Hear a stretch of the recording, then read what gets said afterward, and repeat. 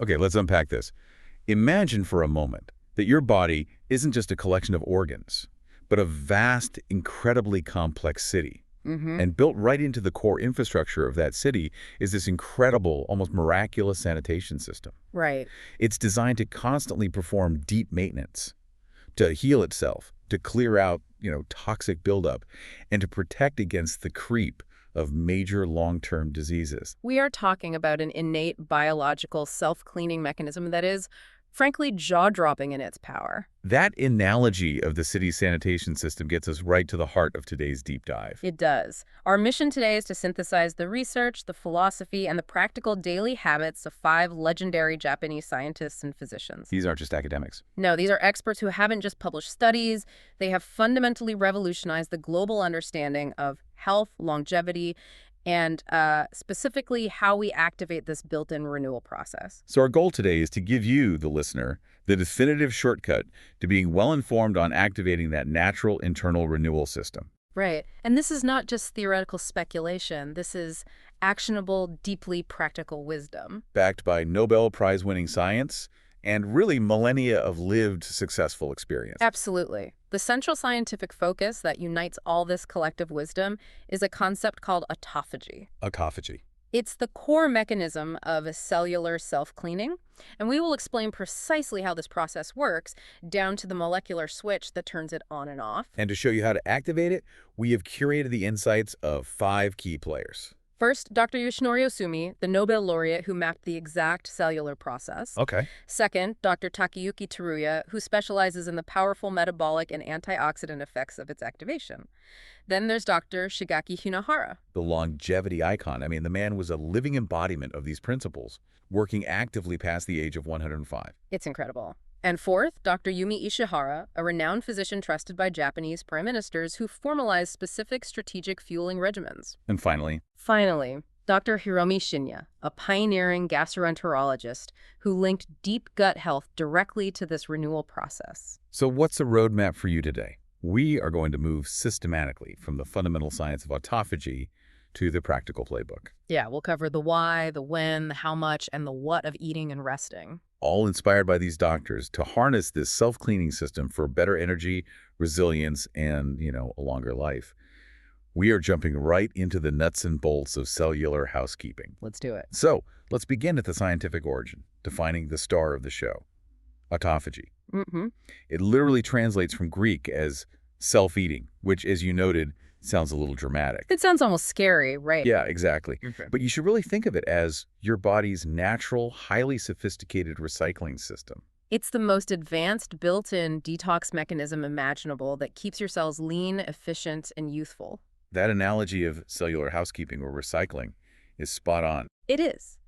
When the process of autophagy is functioning properly, the cell isn't just dumping its trash, it's identifying, breaking down, and consuming its damaged components. Like what kind of components? Think of things like old, misfolded proteins that are accumulating, or, and this is critical, faulty, or sluggish mitochondria, which are the power plants of the cell. Right, the energy centers. It literally eats this cellular garbage, salvages the raw materials like amino acids and lipids, and uses that salvaged material to build new, essential, and stronger cellular components. Wow. So it's the ultimate efficiency mechanism. It is. It ensures maximum cellular resilience and reduces the internal burden of aging. And the scientist who really cracked the code on how this machinery works Right. was Dr. Yoshinori Ohsumi. His groundbreaking work, for which he won the Nobel Prize in Physiology or Medicine in 2016, revealed the complex machinery. The specific genes and pathways. The specific genes and regulatory pathways exactly behind this process in yeast cells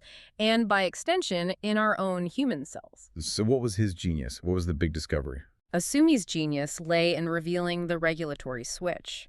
He showed that autophagy isn't a continuous process running at peak speed. It turns on and off. It's a highly regulated mechanism that becomes especially active during periods of nutrient deprivation, what we commonly call fasting. Or other forms of cellular stress, I imagine, like intense exercise. Exactly. This state, where resources are scarce, is the cell's signal to get smart and efficient. Instead of panicking, it starts cleaning house, conserving energy, and repairing deeply. This sounds fundamentally counterintuitive to how most people eat today. Mm-hmm. We are constantly told to fuel up, never skip a meal. Mhm. Osumi's work essentially says that deprivation is the trigger for repair. Exactly. And the biochemical reason for this lies in a crucial signaling molecule called mTOR. mTOR. Yeah, it stands for mammalian target of rapamycin. Think of mTOR as the body's abundance sensor. Okay, so it's checking if there's food coming in. Right. When you eat, especially protein and carbohydrates, insulin spikes, signaling high energy availability. mTOR detects this abundance and flips the growth switch on. Grow, divide, and store energy. Precisely. And when mTOR is high, it actively suppresses autophagy. It shuts it down. It shuts it down. Conversely, when you fast for extended periods, blood sugar and insulin drop, mTOR activity plummets. And that is the specific biochemical signal that flips the autophagy switch on. The cell transitions from growth mode to deep repair and survival mode. Yes. So you literally cannot have peak growth and peak cleaning simultaneously. You can't. They are governed by opposing switches. Which is why Osumi's discovery is so critical for longevity. It is. When autophagy is running efficiently, the body is continually clearing out the cellular junk that accumulates with age. And Dr. Osumi himself emphasized this, right? He did. He said that without autophagy, our cells simply cannot survive in a state of balance and resilience. It is necessary for a high-functioning body. We often talk about this in the context of feeling energized, but the implications go way deeper into preventing major systemic breakdown. Oh, they're vast. We now recognize that supporting efficient autophagy is intimately linked to slowing the core aging process. When this mechanism slows down... Which it does naturally as we get older or if we just eat too much all the time. Right. When it slows, aging markers accelerate. Take, for instance, neurodegenerative diseases. Like Alzheimer's. Exactly. We see accumulated misfolded proteins like tau and amyloid plaques in conditions like Alzheimer's. Autophagy is the cell's primary mechanism for clearing these toxic aggregates. So when it fails, that junk builds up. The aggregates build up, leading to cellular dysfunction. It's the cellular equivalent of clogged plumbing in the brain. That's a perfect analogy. And beyond that, it's deeply connected to cancer prevention because damaged cells that fail to clean out their faulty components, especially damaged mitochondria, are far more likely to become problematic. It also boosts immunity, right? It bolsters overall immunity as clearing out old cells makes way for a more robust, responsive immune system. So the key takeaway from Dr. Osumi's foundational work is that this internal cleaning system exists, and it is governed by a clear metabolic switch. The presence or absence of nutrients. Right. Absolutely. The simple realization is that supporting this deep cellular process, which Osumi showed us, must be done through conscious lifestyle choices, which the other four doctors codified. If you actively support the housekeeper by giving it time and resources. The house stays resilient, energized, and strong for decades longer. Now we shift from the Nobel-winning discovery to the application. Right, the practical side. If nutrient deprivation is the specific trigger to flip that MTO switch off and autophagy on, the first and arguably most potent way to trigger this cellular cleanup is through intermittent fasting, or IF. And this isn't some new fad diet. This practice has deep roots woven into traditional Japanese lifestyles and religious practices for centuries. That's right. Modern Japanese researchers, directly inspired by Dr. Osumi's mechanism, have focused heavily on structured eating patterns to maximize this effect. So let's define IF clearly for everyone. It just means creating a specific daily window of time where you intentionally do not consume calories. That's it. This intentional silence, this break from constant digestion, is what allows your body to shift focus entirely away from processing incoming food. And toward deep internal cellular repair. Exactly. And we've seen a large amount of research in Japan advocating for a very natural, sustainable range for this fasting period. What's the recommended window? Anywhere from 12 to 16 hours. The cultural context is important here. Older generations in Japan often practice this intuitively. Like time-restricted feeding. Yes. They would often eat an early, light dinner, maybe around 5 or 6 p.m., and not eat again until a late breakfast. This naturally created a 14 to 16-hour fasting gap. So they were unknowingly optimizing their body's built-in cleansing processes just by following a traditional rhythm. That's it. Aligned with their circadian rhythm. I wonder about the duration, though. Many listeners find the full 16 hours challenging to maintain daily. If Dr. Osumi's mechanism shows that any nutrient deprivation flips the switch, is there evidence from the Japanese research that even a simpler 12-hour fast, say, finishing dinner by 7 p.m. and having breakfast at 7 a.m. offers measurable benefits? That's a crucial question. Or does it really have to be 16 hours to truly get that deep repair? The research, particularly the work of Dr. Takayuki Teruya, suggests it's a dose response, but the 12-hour fast is immensely valuable. Okay, so 12 hours is a great start. A 12-hour overnight fast is essentially giving your digestive system a full rest and ensuring you fully enter the fat-burning state. It begins the cellular transition. But most researchers suggest that the deeper, more profound autophagy activation, the kind that clears out the complex aggregated proteins and damaged mitochondria, that really kicks in reliably around the 14 to 16-hour mark. I see. The Japanese emphasis is often on the consistency of the 12-hour rest, and occasionally pushing to 14 or 16 hours several times a week for maximum effect. So 12 hours is the floor of digestive rest, Yeah. but 16 hours is the sweet spot for maximizing cellular cleanup. Exactly. And the scientific backing for this is powerfully demonstrated in the work of Dr. Takayuki Teruya, who specializes specifically in the metabolic effects of nutrient deprivation. So his work shows it's not just about blood loss. Not at all. Right. It is a profound tool for metabolic optimization, boosting antioxidant protection, and potentially slowing down the fundamental mechanisms of aging. Let's elaborate on his key findings. What are the mechanisms Teruya identifies that connect fasting directly to a healthier, longer life? We identified three critical insights. The first is metabolic activation. Okay. Dr. Teruya's studies demonstrated that fasting doesn't just put the body to sleep, it stimulates various sophisticated metabolic pathways. So your metabolism is actually getting a workout. In a way, yes. This shift is visible in the increased production of specific metabolites involved in energy production and, crucially, signaling pathways. As the body switches from burning glucose to burning fat, it starts producing ketone bodies. Right, ketone. And these ketones are not just an alternative fuel source. They are signaling molecules that communicate with your DNA, telling the cells to increase resilience, improve mitochondrial biogenesis, and enhance cellular defenses. Wow. So it suggests true metabolic rejuvenation. That's the term. It's much more than just burning fat. The act of burning fat signals the body to become stronger and more efficient at its core. It's like clearing the cellular fog. I like that. What's the second insight? The second key insight is endogenous antioxidant generation. Endogenous, meaning from within. From within, exactly. Most people focus on eating antioxidant-rich blueberries or spinach, which are fantastic, but Dr. Teruya's research highlights the internal defense system. Our body makes its own. Fasting elevates the body's own production of powerful master antioxidants, like glutathione. Glutathione is the body's primary defense against harmful free radicals, that cellular rust or oxidative stress. So by fasting, you are supercharging your own proactive defense system. You're not just relying on external nutrients, you're strengthening your own capacity to fight the stress implicated in heart disease, diabetes, and even cancer. That makes Teruya's work incredibly practical. You're teaching the body to be self-sufficient in defense. Absolutely.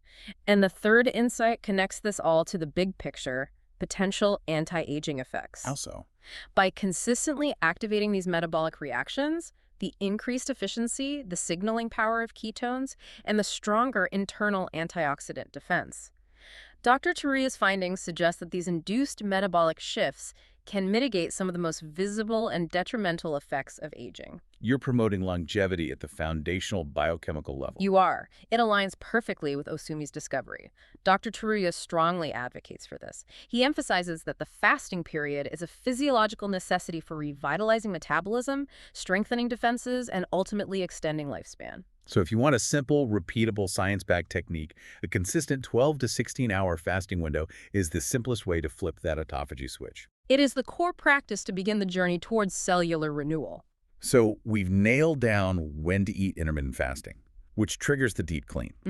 Now we have to address how much to eat, which brings us to the second essential tip, and perhaps one of the most culturally resonant concepts. Embracing the Okinawan tradition of Hara Hachi. This is one of the most beloved and accessible longevity concepts to come out of Japan.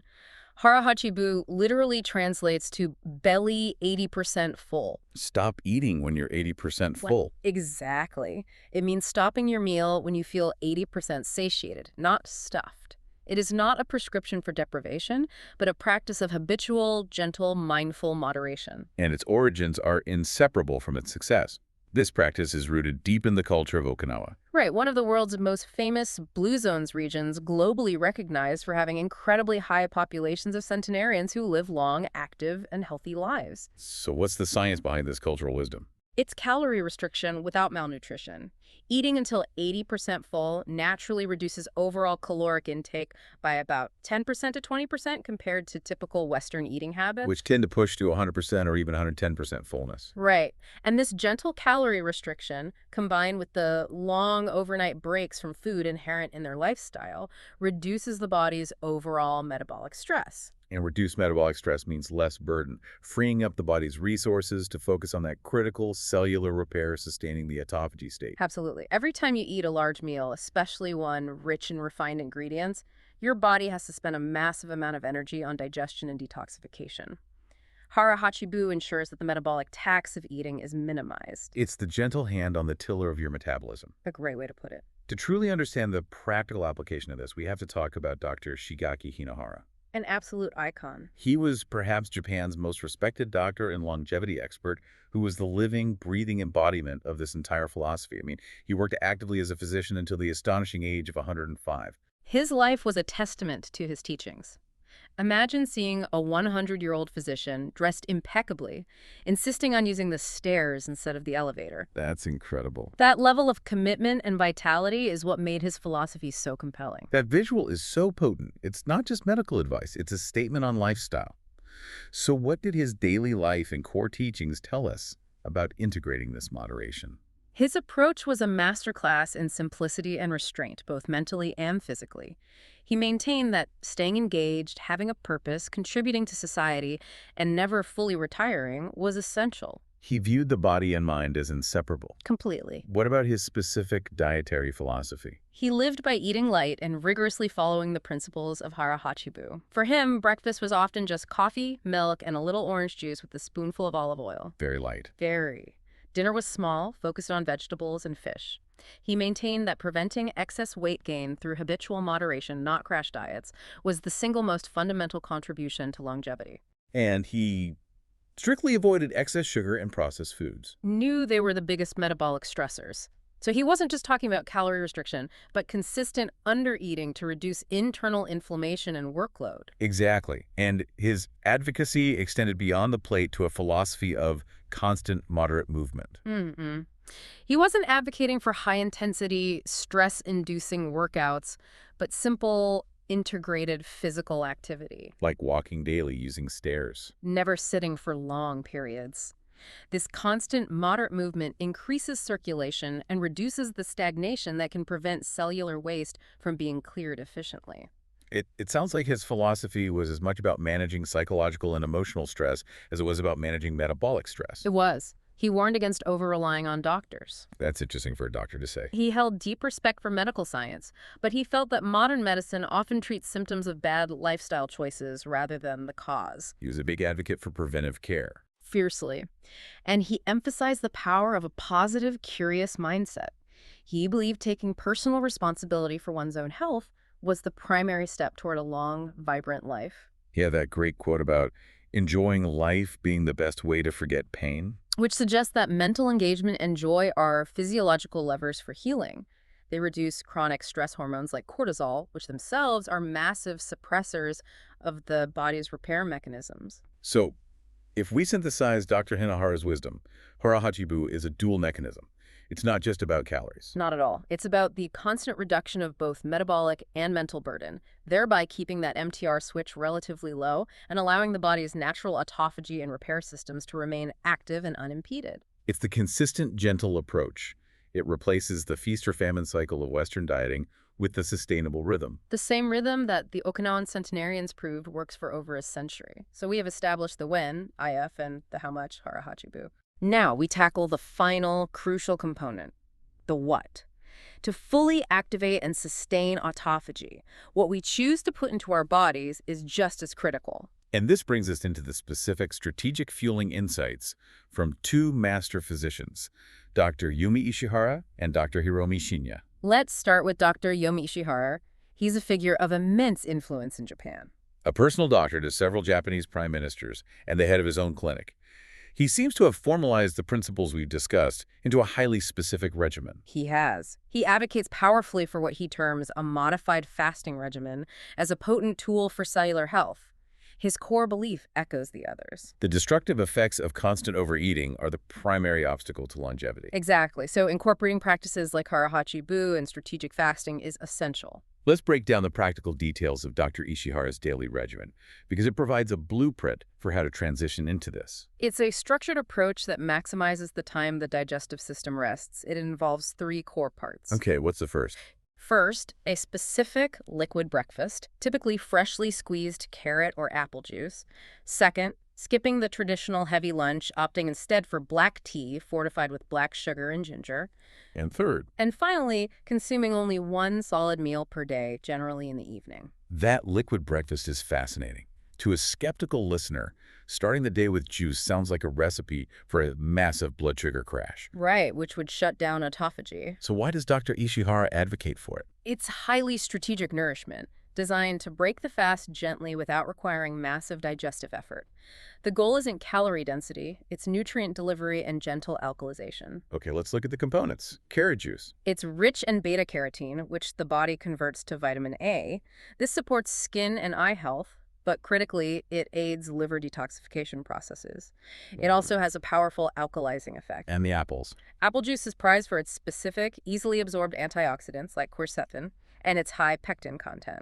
Pectin is a soluble fiber that is excellent for gut health. So the liquid format provides quick nourishment without demanding a heavy metabolic effort. Precisely. It doesn't signal the body to immediately ramp up mTOR. Okay, but let's address that blood sugar concern head on. If you try this, how do you practically avoid that significant glucose spike? Dr. Ishihara is very clear on this. You have to manage the absorption rate. He recommends drinking only a small amount, first about half a glass, and then waiting 10 to 20 minutes. And crucially, he advises pairing the juice with a source of healthy fat or fiber.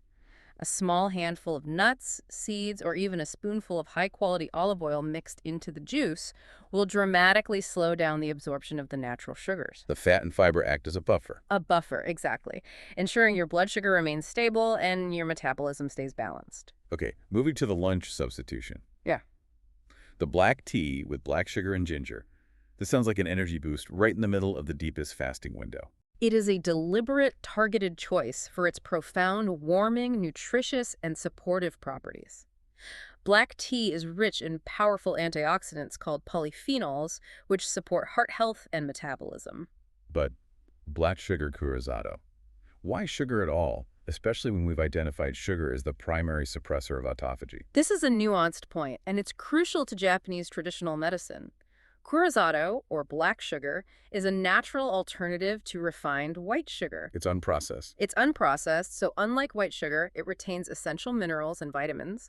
Specifically, it provides significant amounts of iron, calcium, and potassium. I see, so you're not getting a purely empty carbohydrate hit. You are replenishing essential micronutrients. Precisely. You're microdosing energy and essential minerals to keep the system running smoothly without signaling massive abundance. And then you add the ginger. Which provides powerful anti-inflammatory properties, aids digestion, improves circulation, and significantly boosts immunity.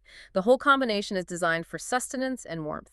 Now, let's widen the lens to the solid meal, the focus of the day. All these doctors point toward the same ideal food intake. Yes, the strong advice is to limit solid meals to just one, or at most, 2 per day. The entire emphasis must be placed on a plant-based, whole food diet. The traditional Japanese diet. Rich in components that explicitly support cellular health. Vegetables, nutrient-dense seaweeds, fermented foods like natto and miso. Great for gut health. Incredible for gut health. Plus fish and legumes, especially soybeans, and whole grains like brown rice and barley are key for fiber. And fiber is the silent hero here. Absolutely. It keeps the digestive system clean and prevents the inflammatory spikes associated with refined starches. This brings us perfectly to Dr. Hiromi Shinya, the pioneering Japanese-American gastroenterologist. He focuses heavily on the gut as the foundation of health, He's famous for having performed over 300,000 colonoscopies. which gave him an unparalleled view of internal health. He introduced the powerful concept of the Shinya biozyme theory. What does that theory mean practically for the listener? The core of the theory is enzyme conservation. Our body has a finite, precious store of metabolic and digestive enzymes. Right. If you constantly eat heavily processed or cooked foods, especially cooked meat, the body must expend massive amounts of its internal enzyme reserves just to break that food down. but by consuming raw or lightly cooked enzyme-rich foods. You are supplying external enzymes that help pre-digest the food, thereby conserving your body's own enzyme reserves. So it's not just about what you eat, but how easy you make it for your body to process it. You reduce the metabolic workload. Exactly. This reduction of workload and inflammation directly complements autophagy. A gut that is constantly inflamed or overburdened is a source of immense metabolic stress. Which keeps that destructive mTOR switch on. Right. By focusing on enzyme-rich, easy-to-digest foods, Shinya frees up the body's resources for repair. He also coined the term Shinya Little Fast, didn't he? He did, which is essentially reinforcing that 16-hour fasting period we discussed. An early, light dinner followed by a late breakfast. The specific purpose Dr. Shinya highlighted was ensuring the digestive system receives sufficient absolute rest, A rested, clean digestive system reduces the overall inflammatory burden. which supports internal cleansing. And finally, hydration. Absolutely essential for cleansing processes. Dr. Shinya emphasized it's critical for metabolism and detoxification. His simple recommendation was to start the day with a couple of glasses of clean water on an empty stomach. It helps cleanse the colon and kickstart waste removal. And we should also note the role of traditional Japanese sencha green tea, rich in catechin antioxidants, consumed throughout the day for gentle metabolic support. We have meticulously mapped out what to do. Fasting, moderation, strategic fueling. But the entire conversation is incomplete without addressing the non-negotiables. The things these 5 scientific legends collectively agree we must eliminate. The consensus here is unwavering and absolute. Processed foods and critically excess refined sugar and white flour must be avoided. This isn't a preference. No, it is a matter of fundamental biological function.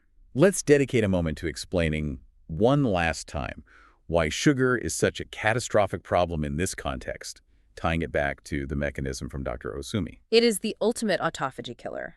Overconsumption of refined sugars and white flour causes a rapid and sustained insulin spike. And insulin is the major anabolic hormone. It's the signaling molecule that screams abundance to the body. Yeah. This high insulin level rapidly activates the mTOR signaling pathway. The growth switch. Right. And when the body senses this overwhelming abundance through high mTOR activity, it immediately suppresses autophagy. So every time you indulge in refined sugar, you are biochemically telling your cells to stop cleaning and start growing and storing energy. Yes. You stop the entire Nobel Prize-winning repair process dead in its tracks. They are biologically mutually exclusive states. They are. You flip the growth and storage switch and you turn off the cleaning crew, leaving all that cellular damage to accumulate. And what about the other major avoidance, processed meats and additives? They harm the healthy gut function that Dr. Shinya prizes, create massive inflammatory burdens, and disrupt the sensitive metabolism that Dr. Teruya seeks to optimize. Steering clear is mandatory for robust cellular health. This is the moment to bring it all together for the listener, a final synthesis that connects all 5 doctors into one unified system. If we synthesize the collective wisdom of Osumi, Teruya, Hinohara, Ishihara, and Shinya, the core interconnected principles are absolutely clear. The goal is autophagy. To achieve it, you must. First, embrace intermittent fasting, that 12 to 16-hour window to activate the switch. Second, practice Hachi eating until 80% full to reduce the metabolic burden. Third, focus your daily fuel intake on plant-based, enzyme-rich whole foods, supplemented by strategic nourishment and good hydration. And finally, rigorously eliminate the metabolic stressors, refined sugars, and heavily processed ingredients that actively suppress the process. This is the holistic, synergistic blueprint. It's not a list of separate recommendations. No, it's a lifestyle architecture. By reducing the metabolic burden, lengthening the digestive rest periods, and providing clean, nutrient-dense fuel, you are creating the optimal internal environment. You stop constantly running the engine at full throttle. And you allowed the built-in repair crew to do its vital job. You let your body naturally repair itself and thrive in a state of efficiency and resilience, just like the Okinawan centenarians. This has been a true deep dive, moving from the Nobel-winning microscope work of Dr. Osumi through the detailed metabolic studies of Dr. Teruya, to the practical dietary prescriptions of Drs. Ishihara and Shinya, all anchored by the powerful, enduring longevity philosophy of Dr. Hinohara. The resulting wisdom is elegant in its simplicity. It is. The activation of autophagy is the key to cellular renewal. Intermittent fasting provides the trigger, and Hara provides the sustained moderation. It is an approach designed not just to add years to your life. And then energy and vitality to those years. So as you move forward with this knowledge, we offer you one final provocative thought to mull over, especially regarding the incredible life of Dr. Hara. We talked about Hara Hachi primarily as a form of gentle calorie restriction, a reduction of metabolic burden. Right. But Dr. Hara lived and worked with incredible purpose until age 105, emphasizing lifelong learning, curiosity, and enjoying life as the best way to forget pain. Which suggests that the concept of preventative longevity extends far beyond the plate. Exactly. The mental burden, chronic stress, disengagement, the feeling of lack of purpose is also a potent metabolic stressor. Causing constant cortisol and inflammation surges that actively suppress repair. Perhaps the truest secret of Hara Hachibu is not just leaving 20% space in your stomach, but leaving space in your life space from constant worry, space for joy, and space for deep, engaged contribution. Suggesting that a purposeful, positive mindset is every bit as potent for longevity as cellular housekeeping. That, too, seems to activate the body's innate ability to repair itself by keeping the inflammatory switch turned down. Something profoundly human to think about.